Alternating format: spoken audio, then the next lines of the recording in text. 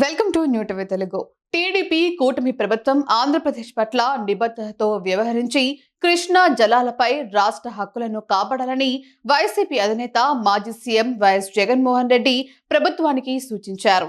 ఈ మేరకు ముఖ్యమంత్రి చంద్రబాబుకు రాసిన లేఖను ట్విట్టర్లో పోస్టు చేశారు. రాష్ట్రానికి బచావత్ ట్రిబ్యునల్ కేటాయించిన 512 టీఎంసీ నికర జలాల్లో 1 టీఎంసీని కోల్పోయే పరిస్థితి తలెత్తినా దానికి టీడీపీ ప్రభుత్వమే బాధ్యత వహించాలని డిమాండ్ చేశారు.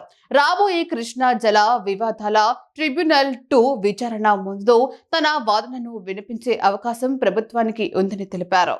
కృష్ణా నదిలో 763 టీఎంసీ నీటిని తెలంగాణ రాష్ట్రానికి కేటాయించాలని తెలంగాణ ప్రభుత్వం డిమాండ్ చేస్తుందని గుర్తు చేశారు. ఈ డిమాండ్ను ట్రిబ్యునల్ అంగీకరిస్తే ఏపీకి తీవ్ర అన్యాయం జరుగుతుందని పేర్కొన్నారు.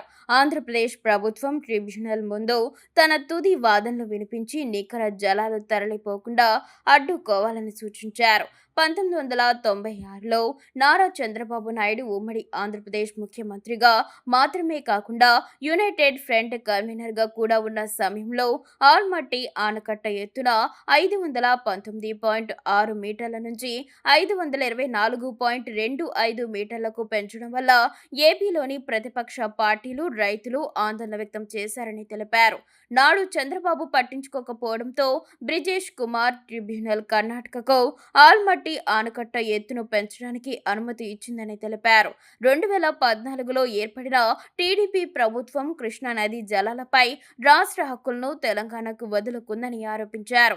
నికర జలాలపై తెలంగాణ ప్రభుత్వం నుంచి వచ్చే డిమాండ్కు తలొగ్గవద్దని చంద్రబాబుకు రాసిన లేఖలో పేర్కొన్నారు.